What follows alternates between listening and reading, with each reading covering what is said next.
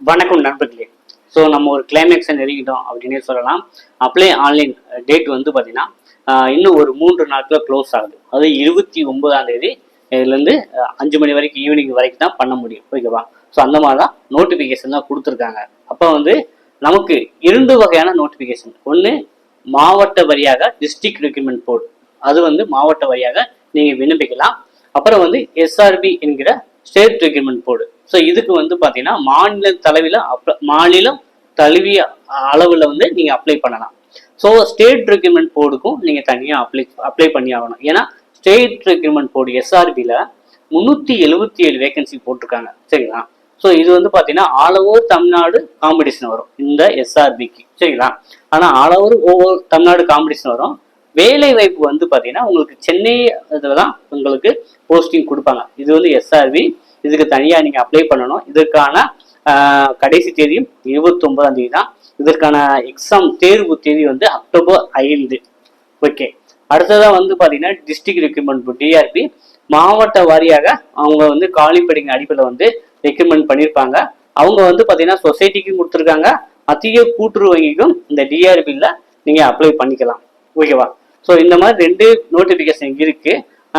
நீங்கள் வந்து என்னுடைய சஜஷன் என்ன அப்படின்னா, நீங்கள் சென்னையில் போய் வேலை பார்க்குறீங்களோ இல்லையோ, ஆனால் எஸ்ஆர்பி ஒரு அட்டெம்ப்ட் பண்ணுங்க அப்படிங்கிறதான் என்னுடைய ஒரு சஜஷனாக இருக்கு. ஏன்னா எஸ்ஆர்பி நீங்கள் வந்து சென்னை போய் வேலை பார்க்குறீங்களா, எனக்கு அங்கெல்லாம் சென்னையில இல்லை, நான் சொந்த மாவட்டத்திலேயே இருக்குன்னா எனக்கு விருப்பம் இருக்கு. ஆனால் எஸ்ஆர்பி வந்து நீங்கள் அட்டென்ட் பண்ணாதான் நீங்கள் வந்து கொஸ்டினோட டஃப்னஸ், நீங்கள் எந்த அளவுக்கு இருக்கிறீங்க அப்படிங்கிற ஒரு விஷயம் தெரியாகும். வேலை கிடைச்சிட்டாலே உங்களுக்கு 50+ சம்பளம் வந்துடும். ஸோ நம்ம துபாயில் போய் வேலை பார்க்க சொல்லலை, நம்ம தமிழ்நாட்டில் இருக்க சென்னையில தான் வேலை. சரிங்களா? அதுக்கு கூட சில பேர் வந்து யோசிச்சுக்கிட்டு உட்காந்துருக்கீங்க. ஸோ நீங்கள் வந்து எஸ்ஆர்பிக்கும் ட்ரை பண்ணலாம். எல்லாருலையுமே நீங்கள் அல்டிமேட் கோல் வந்து எஸ்ஆர்பி இருந்துச்சுன்னா டிஆர்பியில் உங்களுக்கு வேலை கிடைச்சிடும். அது கிடைக்காட்டி இது கிடைச்சிடும். சரிங்களா? அப்போ நீங்கள் வந்து எனக்கு ஒரு சொசைட்டியில் ஒரு முட்டுச்சந்தில் ஒரு வேலை கிடைச்சா போதுன்னு நினச்சிங்கன்னா அதுக்கு தகுந்த மாதிரி தான் நமக்கான ரிசல்ட் எதிர்பார்க்க முடியும். அதனால எய்ம் பண்ணுறதே ரொம்ப ஹையாக எய்ம் பண்ணீங்க.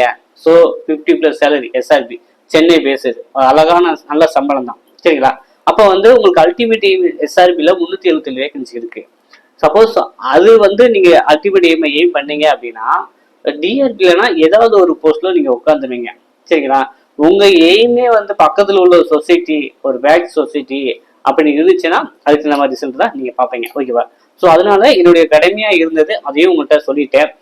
இதில் வந்து கரெக்ஷன் பண்ணிட்டேங்க, தவறு பண்ணிட்டேன், ஏதாவது ஆல்டர்னேட் வே இருக்கா, ஏதாவது சொல்யூஷன் இருக்கா அப்படின்னு எல்லாரும் கேட்குறீங்க. அதாவது நம்ம வந்து சொன்னோம், ஆரம்பத்திலேயே நம்ம சொல்லிட்டு வரோம், சிறப்பான தொடக்கம் பாதி வெற்றிக்கு சமம் அப்படின்னு எல்லா காணொலியுமே நான் சொல்லியிருப்பேன் அப்ளிகேஷன் போட போகும்போது. ஏன்னா ஒரு சின்ன தவறு பண்ணிட்டீங்க அப்ளிகேஷன்ல அப்படின்னா அந்த ஒரு நெருடல் வந்து அன்டில் நீங்க எக்ஸாம் முடிகிற வரைக்கும் நல்ல ரிசல்ட் வரைக்கும் இருக்கும். நமக்கு இதுக்காண்டி ரிஜெக்ட் பண்ணிடுவாங்களா, இதுக்காண்டி வந்து நம்ம சர்டிஃபிகேட் வெரிஃபிகேஷன் ரிஜெக்ட் ஆயிடுமா அப்படிங்கிற ஒரு உறுத்தலோடையே நீங்க படிக்கிற மாதிரி சூழ்நிலை இருக்கும். அதனாலதான் வந்து அப்ளை பண்ணும்போது பெர்ஃபெக்டா பண்ணுங்க, அதுல எந்த பிசிறு இல்லாம தவறு இல்லாம பண்ணணும் அப்படிங்கிறத நம்ம சொல்லிட்டு வரோம். அப்படி இருந்துமே நான் பண்ணல, ப்ரௌசிங் சென்டர்காரங்க தான் பண்ணிட்டாங்க அப்படின்னு பெருவாரியார பேர் வந்து ஒரு குற்றச்சாட்டை பண்ணுவீங்க. அது வந்து உங்களுடைய கவனக்குறைவு தான். சரிங்களா? நீங்க பக்கத்துல உட்காந்து ப்ரௌசிங் சென்டர் காட்டாங்க, கரெக்டா பண்றாங்களா பார்க்க வேண்டியது உங்க வேலை தானே. சரிங்க, நான் தவறு பண்ணிட்டேன், எடிட் ஆப்ஷன் கொடுப்பாங்களா மாட்டாங்களா அப்படிங்கிற ஒரு கேள்வியும் உங்கள் மனசுல எழும். இவங்க எடிட் ஆப்ஷன் கொடுக்க மாட்டாங்க, வேற ஏதாவது அல்டர்னேட் வழி இருக்கா அப்படிங்கிற இது வந்து பாத்தீங்கன்னா ஒரு எக்ஸ்பிரிமெண்ட் அடிப்படையில மாணவர்கள் செஞ்சதை தான் உங்கள்கிட்ட நான் சொல்றேன். சரிங்களா? ஒன்று வந்து நீங்க டிஆர்பி பண்ணியிருக்கீங்க. சரிங்களா? டிஆர்பியில் நம்ம வந்து அப்ளை பண்றதுக்கு என்ன சஜஷன் கொடுத்தோம் அப்படின்னாங்கன்னா உங்களுடைய விருப்பம் தான், நீங்க யாரு எந்த மாவட்டத்திற்கு வேணாலும் விண்ணப்பிக்கலாம். சரிங்களா? யாரு எந்த மாவட்டத்திற்கு விண்ணப்பிக்கலாம், அதுக்கு எந்த ரெஸ்ட்ரிக்ஷன் கிடையாது. அதுக்காக வந்து உங்களுக்கு இன்டர்வியூல ஏன் இந்த மாவட்டத்துக்கு வந்திருக்கீங்க அப்படிலாம் கேள்வி யாரும் கேட்க மாட்டாங்க. உங்களுடைய தனிப்பட்ட விருப்பம் தான். சரிங்களா? அதனால இன்டர்வியூல வந்து நிறைய கேள்வி கேட்பாங்க, ஏன் உங்க மாவட்டத்துல இருந்திருக்கலாமா, இங்க எதுக்கு வந்திருக்கீங்க அப்படிலாம் யாரும் கேட்க மாட்டாங்க. நீங்க ரிட்டர்ன் மார்க் தான் அங்க போய் பேச போகுது. ஸோ அதனால எந்த ஒரு பிரச்சனையும் கிடையாது. ஓகேங்களா? யாரு எங்க வேணா அப்ளை பண்ணலாம். இப்போ வந்து நமக்கு கரெக்ஷனை பத்தி சொல்லுங்க, என்னென்னமா பேசுறீங்க அப்படின்னு கேட்குறீங்க. கரெக்ஷன் வந்து பாத்தீங்கன்னா கொடுக்கல. அப்ப என்ன ஆல்டர்னேட் வேனா, ஒரு சில பேர் எக்ஸ்பெரிமெண்ட் பண்ணதில்ல, உங்க இமெயில் ஐடி ஃபோன் நம்பரு வேற கொடுத்தா அக்செப்ட் ஆகிக்கிறது. அப்ப நீங்க பேமெண்ட் பண்ணிட்டீங்க, பேமெண்ட் பண்ணாலுமே உங்க இமெயில் ஐடி ஃபோன் நம்பர் கொடுத்து இன்னொரு அப்ளிகேஷன் போட்டா எடுத்துக்குது அப்படின்னு பசங்க எக்ஸ்பெரிமெண்டா அவங்க பண்ணியே ஒரு சிலர் தவறு பண்ணாங்க. இந்த ஆல்டர்னேட் வேயை யூஸ் பண்ணியிருக்காங்க. ஓகேவா? அப்ப எனக்கு 2 கால் டிக்கெட்லங்க வரும் அப்படின்னு நீங்க எதிர்பார்க்கலாம். ஆமா, 2 கால் டிக்கெட் வரும். ஏதாவது வந்து ஒண்ணுக்கு தான் நீங்க எக்ஸாம் போற மாதிரி இருக்கும். சரிங்களா? 2 கால் டிக்கெட் வந்தா எது கரெக்டா பண்ணிருக்கீங்களோ அதுக்கு எக்ஸாம் போனா அது வந்து டிஃபால்ட்டா உங்களுக்கு ஆப்ஷன்ல போயிடும். ஓகேங்களா? ஸோ இந்த மாதிரி ஒரு எக்ஸ்பெரிமெண்ட் சில பேர் பண்ணியிருக்காங்க. ஒரு சில பேர் என்ன பண்ணியிருக்காங்கன்னா, இந்த மாவட்டத்துல நான் தப்பு பண்ணிட்டேன், பக்கத்து மாவட்டமா இருக்கு, அங்க போய் எனக்கு வேலை பார்த்தாலும் பிரச்சனை இல்லை அப்படிங்கிற வந்து பாத்தீங்கன்னா நான் அங்க போய் பண்ணிக்கிறேன்னா அது பண்ணிக்கலாம். யார் எந்த மாவட்டத்துக்கு பண்ணிக்கலாம். அப்ப எதுக்குங்க எக்ஸாம் போனா ஒவ்வொரு மாவட்டத்துக்கும் ஒவ்வொரு நாள்ல நடக்குமா அப்படிங்கிற கேள்வி இருக்கும். அப்படிலாம் நடக்காது.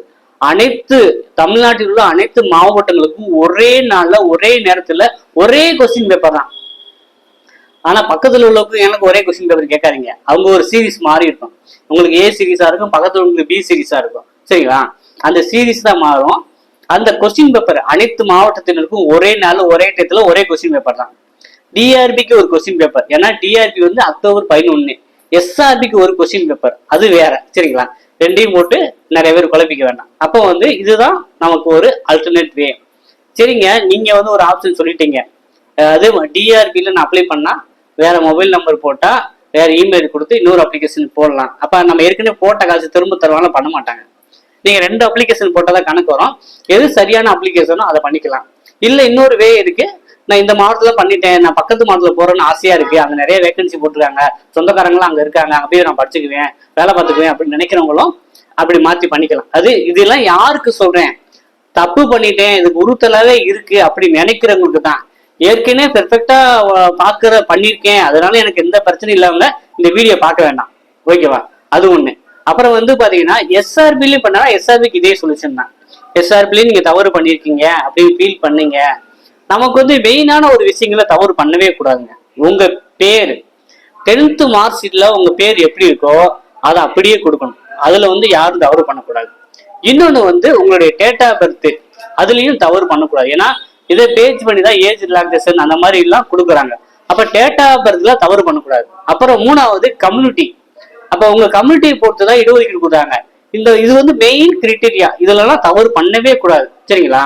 அடுத்ததா வந்து பாத்தீங்கன்னா இந்த டிசிஎம் கோர்ஸ் முடிச்சிருக்கணும், படிச்சுக்கிட்டு இருக்கவங்க அந்த கிரைட்டீரியா கொடுக்கணும். ஓகேங்களா?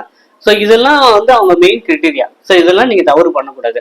அட்ரஸ்ல வந்து அப்பா பேர் வந்து விட்டுட்டேன், அப்பா பேர் இன்சியில விட்டுட்டேன், இல்ல வந்து தெரு பேர்ல சந்துங்கிற போறதெல்லாம் தெருவுன்னு போட்டுட்டேன், இதெல்லாம் அக்செப்ட் பண்ணிக்குவாங்க. சரிங்களா? ஏன்னா ஒரு சில அட்ரஸ்ல வந்து முன்ன பின்ன மாறி இருக்கும், ஆதார் கார்டுல ஒரு அட்ரஸ் போட்டிருப்பாங்க.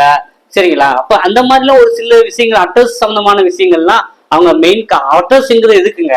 ஒரு கம்யூனிகேஷன். இப்ப நீங்க பெர்மனன்ட் அட்ரஸ் என்ன, கம்யூனிகேஷன் அட்ரஸ், எப்ப தொடர்பு கொள்ள வேண்டிய அட்ரஸ் என்ன, அதுதான். அதுல முன்ன பின்ன இருக்கலாம், அதெல்லாம் பெரிய பிரச்சனை கிடையாது. ஆனா வந்து மெயின் வந்து பாத்தீங்கன்னா name, date of birth, community, அப்புறம் வந்து பாத்தீங்கன்னா உங்களுடைய சான்றிதழோட உண்மைத்தன்மையா இருக்கும். இப்ப 10th மார்க் ரிஜிஸ்ட்ரேஷன் நம்பர்னா 10th மார்க் ரிஜிஸ்ட்ரேஷன் நம்பர் நீங்க கரெக்டா போட்டுக்கணும். 12th மார்க் ரிஜிஸ்ட்ரேஷன் நம்பர், அப்புறம் டிகிரி சர்டிபிகேட் நம்பர், இதெல்லாம் கரெக்டா போட்டுக்கிறது உங்களுடைய தலையாய கடமை. ஸோ இதுலலாம் நான் ஒரு தப்பு பண்ணியிருக்கேன் அப்படின்னா நீங்க வந்து உங்களுக்கு உறுத்தலா இது வந்து சர்டிஃபிகேட் வெரிஃபிகேஷன் போய் கடைசியில் ரிஜெக்ட் பண்றதுக்கு இப்பயே நீங்க பார்த்துட்டீங்க பர்ஃபெக்டா இருக்குன்னா ஓகே. இது இருந்துச்சுன்னா இந்த மாதிரி ஒரு அல்டர்னேட் சொல்யூஷன் வந்து ஸ்டூடெண்ட் வந்து கண்டுபிடிச்சிருக்காங்க, எக்ஸ்பெரிமெண்டா பார்த்து இந்த மாதிரி ஒர்க் ஆகுது. அதாவது பாத்தீங்கன்னா சாஃப்ட்வேர் வந்து பாத்தீங்கன்னா அது வந்து அக்செப்ட் பண்ணிக்கிறோம். சரி, 2 குவாலிட்டிகிட்ட தான் வரும். ஓகேவா? ஆனா அவங்க வந்து பாத்தீங்கன்னா டூப்ளிகேட் அப்ளிகேஷன் யாரும் போடக்கூடாது அப்படிங்கிறத நோட்டிபிகேஷன் ஃபுல்லா படிச்சு பார்த்தேன், அந்த மாதிரி போடலை. அதனால வந்து இந்த மாதிரி இருக்கிறதுனால வந்து இது ஆன்லைன் அப்ளிகேஷனால வந்து நீங்க என்ன பண்ணலாம், ஏன்னா உங்களுக்கு ஆதார் கார்டை வச்சு அவங்க மெயின்டைன் பண்ணல, மொபைல் நம்பர் இமெயில் வச்சுதான் உங்களுக்கு டூப்ளிகேட்டான்னு பாக்குறாங்க. அது அல்டர்னேட் இருக்கும்போது வந்து 2 கால் டிக்கெட் வரும். நீங்க வந்து எது கரெக்டா இருக்கோ அதுக்கான அந்த இதுக்கான கால் டிக்கெட் வச்சு நீங்க எக்ஸாம் போறதும். சரிங்களா? ஸோ இது ஒரு வே, இது வந்து ஒரு சொல்யூஷன் சொல்றேன் நான். ஸோ இது ஏத்துக்கிறதும் உங்களுடைய ஓன் டிசிஷன் தான். சரிங்களா? ஸோ ஸ்டூடெண்ட் வந்து இந்த மாதிரி தவறு பண்ணாங்க, இந்த மாதிரி பண்ணியிருக்காங்க அப்ளிகேஷன்ல. ஸோ அந்த ஒரு டேட்டா வச்சு உங்களுக்கு சொல்றேன். கரெக்ஷன் இருக்குது, இந்த மாதிரி நான் மெயின் இதுலயே தவறு பண்ணிட்டேன் அப்படி ஃபீல் பண்றவங்க இந்த மாதிரி ஒரு அல்டர்னேட் வே இருக்கு, இதை நீங்க ட்ரை பண்ணலாம். அப்புறம் வந்து பாத்தீங்கன்னா நமக்கு வந்து 29 லாஸ்ட் டேட் இருக்கு. எஸ்ஆர்பி வெறும் டிஆர்பி மட்டும் அப்ளை பண்ண நினைக்கிறவங்க அதுக்கு கூட அப்ளை பண்ணிடலாம். எஸ்ஆர்பிக்கு வந்து எக்ஸாமினேஷன் சென்டர் வந்து எங்க சென்னையில தான் போடுவாங்களா அப்படிங்கிற கேள்வி வந்து இருக்கு, எல்லாருமே இருக்கு. ஏன் ஒரு நாள் போய் சென்னையில போய் சுத்தி பார்த்துட்டு எழுதிட்டு வாங்கலாம், இப்ப என்ன இருக்க போகுது சரிங்களா? அதுக்காக சென்னை போகணுமா இங்க இருந்து அப்படிலாம் யோசிச்சுட்டு உட்காந்துருக்காங்க. ஒரு எக்ஸ்பீரியன்ஸ் தான் சரிங்களா? நான்லாம் வந்து எக்ஸாம் வந்து பாத்தீங்கன்னா அதாவது சிபி அந்த மாதிரி எக்ஸாம்லாம் எழுதியிருக்கேன். அதுக்கு வந்து நான் தமிழ்நாட்டில் சென்டர் போடாம பக்கத்துல கேரளால திருவனந்தபுரத்துக்கு சென்டர் போட்டு அங்க போய் எக்ஸாம் எழுதிட்டு அப்புறம் அங்கெல்லாம் சுத்தி பார்த்துலாம் வந்திருக்கேன். அது ஒரு வேற கதை வச்சுங்களா? அப்போ வந்து எங்கேயுமே போக தயங்குறாங்க. நார்த் இந்தியன் கூட நம்ம தமிழ்நாட்டில் அப்ளை பண்ணி ஒரு 2000 கிலோமீட்டர் தாண்டிலாம் வந்து இங்க வந்து எக்ஸாம் எழுதுறாங்க. நம்ம வந்து நம்ம ஸ்டேட்டுக்குள்ள ஒரு சென்னைக்கு போய் எழுதிட்டு வர்றதுக்கு வந்து அவ்வளோ யோசனை பண்ணிக்கிட்டு இருக்கோம்.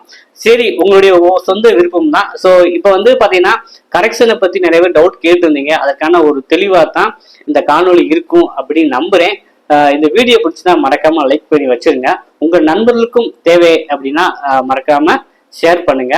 அதே போல நம்ம அகாடமி மூலமா வந்து ஸ்டடி மெட்டீரியல், ஆண்ட்ராய்டு ஆப் மூலமா ஆன்லைன்ல டெஸ்ட் பேஜ் இது எல்லாமே ப்ரொவைட் பண்ணிக்கிருக்கோம். விருப்பம் வாங்கி பயன்பெறலாம்.